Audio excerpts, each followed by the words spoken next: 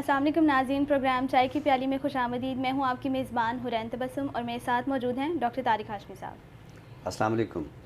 Sir, सबसे पहले तो मैं आपको मुबारकबाद देना चाहूँगी खूबसूरत सेट के हवाले से। हमारे नाज़रीन ने भी बहुत पसंद किया। बहुत शुक्रिया। पसंदीदगी का इज़हार तो ज़ाहिर है, जब मैंने सोशल मीडिया पे इसकी पोस्ट लगाई तो बहुत सारे दोस्तों ने पसंद किया बिल्कुल। और आपकी मुबारकबाद जो है वो थोड़ी सी ताख़ीर से आई है। ताख़ीर कोई से आई बात नहीं, है। आजकल जो है वो लेट फ़ीस से भी काम चलता है। बिल्कुल। और ऐसे में मैं आप सबका भी शुक्रिया अदा करना चाहूँगी कि आप सब ने इतनी मोहब्बत दी, और इस तब्दीली के पीछे मैं समझती हूँ कि चाय की प्याली की जो पूरी टीम है उसकी मेहनत से कहीं ज़्यादा जो है वो हमारे नाज़रीन की मोहब्बत है जो हमें हौसला देती है, और ख़ास तौर पे उनकी जो राय है, उनका एक एक लफ्ज़ जो है वो हमारी पूरी टीम के लिए बेहद कीमती होता है। प्रोग्राम की जानिब बढ़ते हैं। सर, जैसे कि सब जानते हैं कि आईन पाकिस्तान जिसको जो है वो रवां बरस 50 बरस मुकम्मल हो चुके हैं, और इस पे मैं नाज़रीन को भी मुबारकबाद देना चाहूँगी। तो सर, इस मौजू के हवाले से बहुत ज़्यादा सवालात जो हैं वो उठाए जा सकते हैं, लिहाजा हम सियासी तौर पर तो बात नहीं करेंगे, लेकिन इस आइन की जो एक अहम शिक है उसके तहत ये था कि मुल्क पाकिस्तान की जो सरकारी, दफ्तरी और कौमी ज़ुबान है वो उर्दू होगी। तो ऐसी क्या वजह है कि 50 बरस गुज़र जाने के बावजूद जो है वो इसको मुकम्मल तौर पर अभी तक नाफिज नहीं किया जा सका? तो इसके पीछे क्या वजूहात हैं? हुरैन, सच्ची बात तो ये है कि बड़ी मुबारकबाद तो हमारे लिए ये है कि आज आईन पाकिस्तान को 50 बरस हो गए। मुकम्मल हो गए, बिल्कुल। और ख्वाहिश होगी कि ये मुल्क आइन के मुताबिक चले, क्योंकि आइन जो होता है ये रोड मैप होता है किसी भी मुल्क की तरक्की के लिए, उसकी कौम की तरक्की की जो जहतें उनके तयन के लिए आइन जो है वो बुनियादी किरदार अदा करता है। जहाँ तक आपका सवाल है उर्दू के सिलसिले में, तो एक तो आपके सवाल के अंदर एक हल्की सी झलक ये थी कि हमने सियासी बातें नहीं करनी हैं, और ज़ाहिर है कि हमने चूँकि इस शो में सियासी बात नहीं करनी है, लेकिन एक बात तो है कि हम तो चलें उर्दू के लोग हैं और हमें अपना ये दुख है कि उर्दू जो है वो क्यों नहीं नाफिज हो सकी। तो ज़ाहिर है हर शोबे ज़िंदगी के अफराद का अपना अपना दुख है कि आइन है और 50 बरस हो गए हैं, तो हम आइनी तौर पर कहाँ खड़े हुए हैं। बिल्कुल। तो पहली बात तो ये है कि आइन मंजूर हुआ तो उसके बाद हम देखते हैं कि एक तवील दौरानिए का हमारे यहाँ एक गैर आइनी दौर बाद में गुज़रा, जिसमें कि ये कहा गया कि ये जो आइन है ये तो एक कागज़ का टुकड़ा होता है। फिर हमारे जो तरजीहात हैं वो भी कुछ और नौइयत की हो गई, हम कुछ बैनुल-अक़वामी मसाइल में उलझ के रह गए। तो बहरहाल ये तो वो दुख हैं जो फिर भाई बात आ जाएगी, हम ज़रा खुल के बात करेंगे तो फिर सियासी मामलात हो जाएंगे। आईन पाकिस्तान की एक शिक है 251, जिसके तहत ये तय पाया कि उर्दू की सरकारी, दफ्तरी और कौमी ज़ुबान उर्दू होगी, और 15 बरस तक हम इसको अपनी सरकारी ज़ुबान बनाने के सिलसिले में तैयारी करेंगे। ज़ाहिर है कि बहुत सारे काम जो होते हैं वो फ़ौरी तब्दीली के तहत जो है अमल में नहीं आते हैं, और चूँकि हम एक अरसे से जब से कि यहाँ एक नौबदियाती हुक्मरान हमारे रहे, तो उन्होंने चूँकि अंग्रेज़ी को एक सरकारी ज़ुबान बनाया, दफ्तरी ज़ुबान बनाया, तो उसके बाद ये है कि हमने ये तय किया कि हम उर्दू को कौमी ज़ुबान बनाएंगे। तो ज़ाहिर है उसमें कुछ रुकावटें थीं, कुछ मसाइल थे। तो 15 बरस, इसका मतलब ये हुआ कि अगर 1973 में ये आइन मंजूर हुआ है तो 1988 के आसपास हमें इस ज़ुबान को बतौर दफ्तरी ज़ुबान के, सरकारी ज़ुबान के नाफिज कर देना चाहिए था, लेकिन ऐसा नहीं हो सका। और फिर हम देखते हैं कि अदालत से बाकायदा इसका एक फ़ैसला आया और उसमें ये कहा गया कि उर्दू को सरकारी ज़ुबान के तौर पर नाफिज किया जाए। अच्छा, बाज़ दोस्त जो है वो सोशल मीडिया पे थोड़ा सा मजाक भी उड़ाते हैं कि उर्दू को नाफिज करने के लिए जो फ़ैसला लिखा गया वो भी अंग्रेज़ी में था। तो मेरा ख़्याल है कि अंग्रेज़ी ही में लिखा जाना चाहिए था, क्योंकि जब फ़ैसला लिखा जा रहा था तो तब उर्दू जो थी वो हमारी सरकारी ज़ुबान नहीं थी और सरकारी ज़ुबान अंग्रेज़ी ही थी। तो एक प्रोटोकॉल होता है कोई भी ऑर्डर लिखने का, تو یہ تو اس پروٹوکول کے تحت ایسا ہوا کہ انگریزی میں یہ فیصلہ لکھا گیا۔ اچھا، اس شک میں یہ بات بھی ہے کہ جو پاکستان کی مقامی زبانیں ہیں، اگر ان کے فروغ کے سلسلے میں یا ان کے نفاذ کے سلسلے میں کوئی تجاویز دینا چاہے تو وہ بھی دے سکتا ہے۔ یعنی اردو کے سلسلے میں ایسی بات نہیں تھی کہ یہ اردو جو ہے یہ ہماری جو دیگر زبانیں ہیں ان کا کوئی راستہ روکے گی۔ بالکل۔ اب المیہ یہ ہے کہ ہم ہر بات کا جو ایک الزام ہے نا وہ پارلیمنٹ پہ ڈال دیتے ہیں، سیاستدانوں پہ ڈال دیتے ہیں۔ اچھا، بہت سارے مسائل ایسے ہوتے ہیں جو ہمیں پبلکلی نہیں معلوم ہوتے۔ بات یہ ہے کہ پارلیمنٹ نے تو ایک کام کرنا تھا کہ آئین کی جو منظوری تھی وہ دینی تھی، وہ دے دی۔ اس میں اردو زبان کو بطور سرکاری زبان، بطور دفتری زبان قرار دینے کی شک تھی، وہ منظور کر لی۔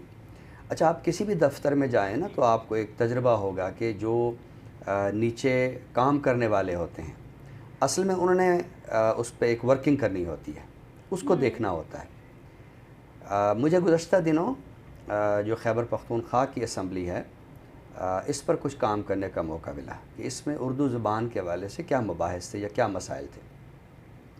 میں نے یہ دیکھا کہ بیشتر جو سیاستدان تھے وہ انگریزی سے تو اریٹیٹ ہوتے تھے۔ یعنی کوئی بھی شخص اگر انگریزی میں بات کرتا تھا تو پارلیمنٹیرین جو تھے یعنی ایوان کے جو ارکان ہیں وہ یہ کہتے تھے کہ ہم نے انگریزی میں بات نہیں کرنی، ہم انگریزی میں بات نہیں سنیں گے، ہم اردو میں بات کریں گے یا ہم پشتو میں بات کریں گے۔ ظاہر خیبر پختونخوا کی اسمبلی ہے تو اس میں اردو اور پشتو۔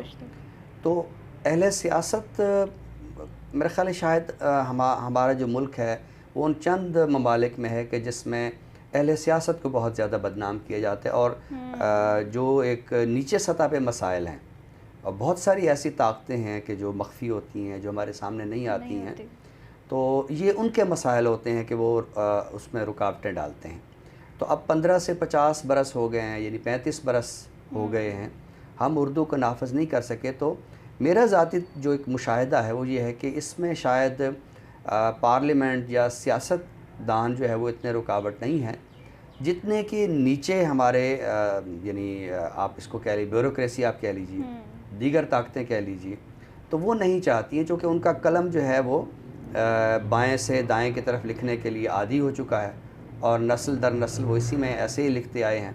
تو لہٰذا میری جو ایک یعنی آبزرویشن ہے، جو مشاہدہ ہے، وہ یہ ہے کہ اس میں سب سے بڑی رکاوٹ جو ہے وہ ہماری بیوروکریسی ہے۔ تو اگر وہاں کوئی اردو کے لوگ آ جائیں، اصل میں دیکھیں وہ تو بیوروکریٹ بنتے بھی سول سروس میں آتے ہی انگریزی کا امتحان دیکھیں، ان کی زبان پر جو ایک الفاظ چڑھے ہوتے ہیں حکم دینے کے لیے، روب جھاڑنے کے لیے، آرڈر دینے کے لیے، ہدایات دینے کے لیے، وہ انگریزی ہوتی ہے، لہٰذا وہ اس میں جو ہے وہ زیادہ سہولت محسوس کرتے ہیں۔ اچھا دیکھیے، اردو کو قومی زبان بنانے کے سلسلے میں مقتدرہ قومی زبان نیشنل لینگویج اتھارٹی ایک ادارہ بنایا گیا۔ اب دیکھیں اس میں لفظ اتھارٹی موجود ہے کہ جس میں ادارے کو یہ اختیار دیا گیا کہ وہ اردو زبان کے حوالے سے کام کرے گا اور اردو زبان کو دفتری اور سرکاری زبان بنانے کے سلسلے میں جو بھی رکاوٹیں لسانی سطح پہ ہیں ان کو دور کرے گا۔ تو مقتدرہ قومی زبان کے ایک جو سربراہ بنایا گیا وہ فتح محمد ملک تھے۔ فتح محمد ملک جو ہی سربراہ بنے تو انہوں نے وہ ساری ورکنگ دیکھی اور پھر یہ اعلان کیا کہ ہم اردو کو سرکاری اور دفتری زبان بنانے کے سلسلے میں جو اس ادارے کے ذمہ کام تھا وہ ہم کام کر چکے ہیں، اور یہ ہم دستاویزات جو ہے وہ سرکار کے حوالے کر رہے ہیں اور اردو کو اب سرکاری اور دفتری زبان قرار دے دیا جائے۔ لیکن پھر ہم دیکھتے ہیں کہ کچھ طالع آزما طاقتیں سامنے آتی ہیں اور اس ادارے کا نام ہی بدل دیا جاتا ہے، مقتدرہ قومی زبان سے ادارہ فروغ قومی زبان جو ہے وہ قرار دے دیا جاتا ہے۔ تو ہمیں دیکھنا چاہیے کہ کون سی ایسی طاقتیں ہیں جو اردو زبان کی کے نفاذ میں رکاوٹ ہیں۔ تو جب تک کہ ہم ان طاقتوں کو نہیں پہچانیں گے، ان طاقتوں کو ہم نہیں دیکھیں گے اور ہم محض ایک ہی بات جو ہم سامنے رکھیں گے کہ ہمارے جو سیاستدان ہیں یہ بدعنوان ہیں اور ہمارے سیاستدان جو ہے یہ کرپٹ ہیں، ٹھیک ہے وہ مسائل سیاسی سطح کے ہوں گے، موجود ہوں گے، ان سے بھی انکار نہیں کیا جا سکتا، ان کو بھی ایڈریس کرتے رہنا چاہیے۔ لیکن چونکہ اہل سیاست سامنے ہوتے ہیں، ان کے بیانات سامنے ہوتے ہیں اور ہم دیکھتے ہیں کہ وہ حکومتوں میں بھی آتے ہیں، تو حکومت میں آنا اور چیز ہوتی ہے، طاقت حاصل کرنا جو ہے وہ ذرا بالکل اور ایک معاملہ ہے. تو اردو زبان کے نفاذ میں جو ہمارے طاقتور طبقات ہیں، وہ چاہے دفتروں میں بیٹھے ہیں چاہے اداروں میں بیٹھے ہیں، میرا ذاتی خیال یہ ہے کہ وہ اس کی راہ میں رکاوٹ ہیں. اور آئین کی خلاف ورزی کے حوالے سے ہم جہاں جہاں دیگر حوالوں سے بات کرتے ہیں یا ہم عدالتوں میں رجوع کرتے ہیں، تو ہمیں اس حوالے سے ذرا ان طبقات کی بھی نشاندہی کرنی چاہیے بالکل. کہ جو اردو زبان کی بطور سرکاری زبان نفاذ میں رکاوٹ ہیں. بہت خوبصورت، نہایت عمدہ طریقے سے آپ نے وضاحت کی اور بہت سارے پہلوؤں پہ آپ نے روشنی ڈالی اور بہت فکر انگیز گفتگو تھی. ناظرین، پروگرام کے دوسرے حصے کی جانب، تخلیق کی جانب ہم بڑھتے ہیں. سر، آج میں بات کرنا چاہوں گی سرمد صہبائی کے حوالے سے. پاکستانی ادبی منظر نامے پر جو ہے وہ ایک شاعر کی حیثیت سے نمودار ہوتے ہیں اور ان کے جو شعری مجموعے ہیں ان میں شامل ہیں نیلی کے سو رنگ، ان کہی باتوں کی تھکن، راجا کا بیاہ، ماہیں اریاں اور پل بھر کا بہشت. اس کے علاوہ اگر ہم دیکھتے ہیں تو تھیٹر، ڈرامہ اور فلم انڈسٹری میں بھی ان کا بڑا ایک اہم کردار انہوں نے کیا. اور 2016 میں ان کا ڈرامہ جو ہے وہ مور محل جو ہے وہ جیو ٹی وی پر نشر ہوا، جس میں قدیم ہندوستان کی جو نو آبادیاتی نظام ہے اس کی بڑی اچھے طریقے سے تصویر کشی کی گئی. اور اس کے علاوہ ان کی جو ایک فلم ہے وہ بھی جو ہے وہ اس میں بھی انہوں نے کام کیا، ہدایت کار تھے اس کے. تو بڑا ایک ان کا وسیع ماہ میر. جی، ماہ میر کے نام سے ان کی جو ہے وہ ایک فلم بھی ہے. تو بڑا ایک جو ہے وہ بڑی ایک ہمہ جہت شخصیت کے حامل ہیں. تو سر، آج کیا ہم ان کے بارے میں سننے جا رہے ہیں؟ آج میں نے سرمد صہبائی کی ایک نظم منتخب کی ہے. آپ نے جو ان کی تصنیفات کا اور تخلیقات کا ذکر کیا ہے، تو اس میں ان کی ایک کتاب آڑی ترچھی لکیریں، یہ ان کے جو سٹیج ڈرامے ہیں، یہ مرتب کیے ہیں ہمارے ایک نوجوان اسکالر ہیں محمد نوید. یہ آج کل قراقرم یونیورسٹی میں شعبہ اردو کے سربراہ ہیں. تو نظم سنتے ہیں سرمد صہبائی کی. بہت خوبصورت نظم ہے اور قدرے مختلف نظم ہے. اسے کون جینا سکھائے گا. اسے کون جینا سکھائے گا، وہ روز برقعے میں لپٹے ہوئے عمر کی بھیڑ کو کاٹتی ہے.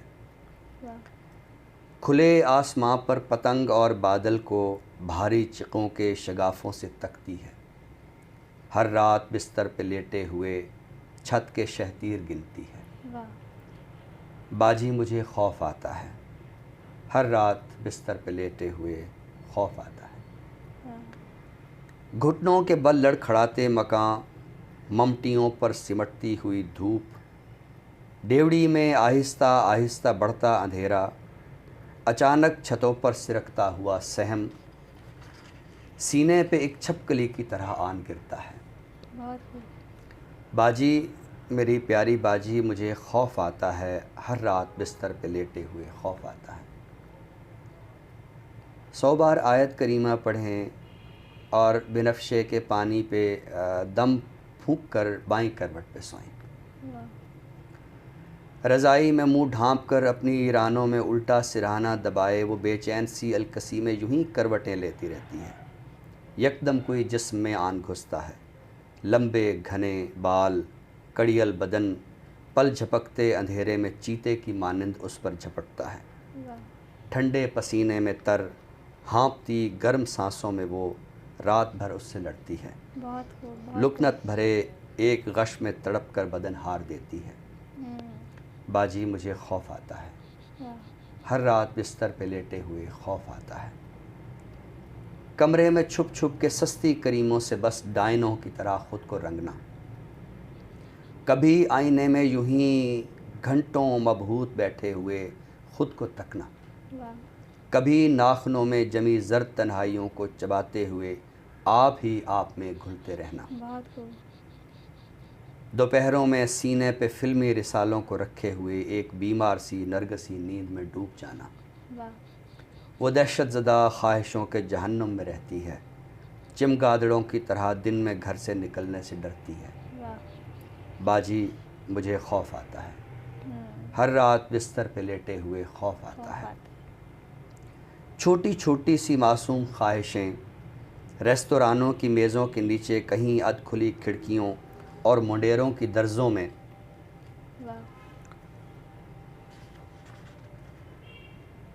خود رو سے پھولوں کی مانند اگتی ہیں اور بند کمروں کے پیچھے یوں ہی کچی عمروں میں دم توڑ دیتی ہیں۔ بہت خوب۔ باجی کوئی چیز اپنی جگہ پر ٹھہرتی نہیں، سارا دن گھر کی چیزیں ادھر سے ادھر رکھتے رکھتے گزرتا ہے۔ سوئی میں دھاگا جو ڈالوں تو آنکھوں میں یکدم اندھیرا سا آتا ہے۔ دیوار کی کھونٹیوں پر لٹکتے ہوئے وہم، الماریوں میں مقید جہنم، درازوں میں گلتی ہوئی زنگ آلودہ عمریں۔ یہاں کس قدر بھیڑ ہے، کتنی لمبی قطاریں ہیں، جانے میری باری کب آئے۔ آتے ہیں باجی، مجھے دیکھنے لوگ آتے ہیں، لیکن میرے تنگ گھیرے کی شلوار اور میری گردن کے تعویذ کے درمیان میرا دل ہے، جسے کوئی بھی تو نہیں دیکھتا۔ خوف آتا ہے باجی، مجھے خوف آتا ہے۔ آیت کریمہ پڑھیں اور سونے پہ پہلے بنفشے سے کہ پانی پہ دم پھونک کر بائیں کروٹ پہ سوئیں۔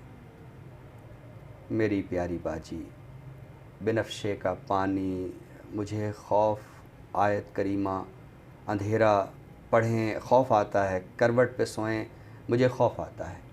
ہر روز آیت کریمہ پڑھیں اور پڑھتی رہیں، آج بھی اور کل بھی پڑھیں، ہاں پڑھیں اور پڑھتی رہیں۔ بڑی خوبصورت نظم آپ نے عطا کی، اور 2021 میں انہیں جو ہے وہ پرائڈ آف پرفارمنس بھی صدر پاکستان کی جانب سے ملا۔ ناظرین، پروگرام کے آخری حصے کی جانب بڑھتے ہیں، کتاب کے تعارف کی جانب۔ تو سر آج کون سی کتاب ہم تعارف کے لیے پیش کریں گے؟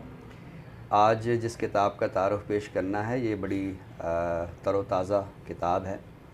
تر و تازہ دو معنوں میں ہے کہ ایک تو یہ شائع بالکل ابھی ہوئی ہے، چند روز ہوئے ہیں، اور دوسرا اس کا جو کانٹینٹ ہے، مواد ہے، وہ بھی بڑا مضبوط قسم کا ہے، اور اس میں بہت گہری فکر جو ہے وہ پیش کی گئی ہے۔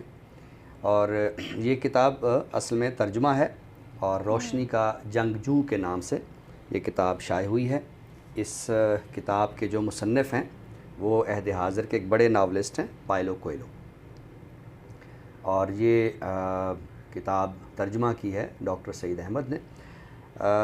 پائلو کوئلو ہمارے عہد کے ایک بڑے ناولسٹ ہیں، الکیمسٹ نام کا ناول انہوں نے رقم کیا تو ان کو عالمی سطح پر بہت زیادہ شہرت ملی ہے، اور ڈاکٹر سعید احمد کو پائلو کوئلو سے ایک خاص دلچسپی ہے۔ انہوں نے ان کے پہلے بھی کچھ ناول ترجمہ کیے ہیں، by the river Piedra, I sat down and wept, تو یہ ناول جو ہے وہ گریا بر کنارے دریا کے نام سے ترجمہ ہوا، اور اسی طرح دی آرچر، یہ تیر انداز کے نام سے ترجمہ ہوا، اور یہ جو ہے روشنی کا جنگجو، تو یہ manual of the warrior of the light. اچھا، یہ جو پائلو کوئلو ہیں ان کا ایک خاص لکھنے کا انداز ہے کہ جس میں کہانی تو اتنی زیادہ شاید نہیں ہوتی، اور کردار بھی کوئی بہت زیادہ نہیں ہوتے ہیں، لیکن مختصر سی کہانی اور چند ایک کرداروں کے ذریعے ایک بڑی گہری دانش کی بات کو اپنے قاری تک پہنچانا، یہ ان کا خاص انداز ہے۔ بالکل۔ اچھا، فکشن کے اندر جو دانش ہے اس کا بھی ذرا تصور ہمارے ہاں واضح نہیں ہے، یعنی آپ دیکھیے تو ڈپٹی نذیر احمد نے جب ناول لکھا تو اس میں دانش کو اس طرح پہنچایا کہ وہ جیسے کوئی مبلغ کوئی بات کر رہا ہوتا ہے۔ تو ادب کے اندر دانش کی جو ترسیل ہے اس کا بھی ایک خاص انداز ہونا چاہیے، اور یہ انداز ہمیں کم از کم پائلو کوئلو کے جب ہم ناول پڑھتے ہیں یا ان کی کہانیاں پڑھتے ہیں تو پھر ہماری سمجھ میں آتی ہے۔ تو یہ جو میں نے دیکھا اور پڑھا تو مجھے ایک بات کی بڑی حیرت ہوئی کہ ایک تو ہمارے جو آج کل نوجوان ہیں وہ کچھ ایسی کہانیاں تو پڑھتے ہیں کہ جن میں عام ایک ہمارا طرز زندگی جو ہے، جس میں انسانی رویے ہیں، کوئی کسی سے بے وفائی کر رہا ہے، کوئی زندگی کی ہمہ گہمی سے گھبرا کے تو بس مسلح پہ بیٹھ گیا ہے، تو اس طرح کی باتیں تو ہم دیکھتے ہیں، لیکن زندگی کی جو گہری دانش ہے وہ ہمیں اپنے جو ناولسٹ ہیں ان کے ہاں بہت کم نظر آتی ہے، بلکہ کہیں کہیں مفقود ہے۔ تو روشنی کا جنگجو جو ہے یہ ایک ایسا شاہکار ہے کہ جس میں یہ بتایا گیا ہے کہ سٹرگل کیا ہوتی ہے، کوشش کیا ہوتی ہے، جد و جہد کسے کہتے ہیں۔ تو یہ ایک بات اکثر میں طالب علموں سے کرتا ہوں کہ ہمارے ادب میں شاید بہت کچھ ہے، لیکن جو سٹرگل ہے یا جد و جہد کا عنصر ہے وہ ہمارے ادیب نے جگانے کی کوشش بہت کم کی ہے اور کہیں کہیں نہیں کی ہے. شاید اقبال ہمارے پہلے اور آخری ایسے اہل قلم ہیں کہ جنہوں نے عمل اور حرکت کو فوکس کیا. باقی ہمارے ادب میں بہت کچھ ہے لیکن جو حرکت و عمل ہے وہ نہ ہونے کے برابر ہے. تو جب یہ میں روشنی کا جنگجو پڑھتا ہوں تو اس میں ایک ایسا کردار ہے کہ جس کو یہ بتایا گیا ہے کہ روشنی کا جنگجو کیا ہے، وہ زندگی میں کس طرح اپنی جو متحارب قوتیں ہیں ان سے تصادم اختیار کرتا ہے اور پھر کس طرح ان کو زیر کرتا ہے. اور یہ ساری باتیں بہت ہی خوبصورت ادبی اسلوب میں ہیں. اگر میں چند جملے جو اس کی بیک فلیپ پہ درج کیے گئے ہیں جو اس کتاب کے متن کا حصہ ہیں، مثلا روشنی کا جنگجو ایک ایسا شخص ہوتا ہے جو زندگی کے معجزات کو سمجھنے کے قابل ہو، جو اپنے یقین کے موافق آخری وقت تک لڑنے کے قابل ہو، اور جو سمندر کی تھا گہرائیوں سے موجوں سے بجتی گھنٹیاں سننے کی اہلیت رکھتا ہو. اسی طرح کسی دشمن کو حیرت سے دوچار کر دینے کی صلاحیت ہی میں جنگ کی فتح کی کنجی ہے. بہت گہری بات ہے. آپ سب سے پہلے تو اپنے دشمن پر اپنے دھاک بٹھائیں، اور جب آپ نے دھاک بٹھا لیے تو اس کا مطلب ہے کہ آپ نے فتح وہیں حاصل کر لی ہے. وہ جانتا ہے کہ غزال کی طاقت اس کی مضبوط ٹانگوں میں پوشیدہ ہے، آبی بگلے کی طاقت اس کے پروں کی چوکسی میں مضمر ہے جس کی مدد سے وہ مچھلی پر بھالا مارتا ہے. تو یہ اس طرح کی اس میں دانش کی باتیں ہیں. تو جو نوجوان فکشن سے دلچسپی رکھتے ہیں، کہانی سے دلچسپی رکھتے ہیں، عالمی ادب اور ترجمے سے دلچسپی رکھتے ہیں، تو وہ یہ پائلو کوئلو کا جو ناول ہے ڈاکٹر سعید احمد نے ترجمہ کیا ہے روشنی کا جنگجو، وہ یہ ضرور پڑھیں.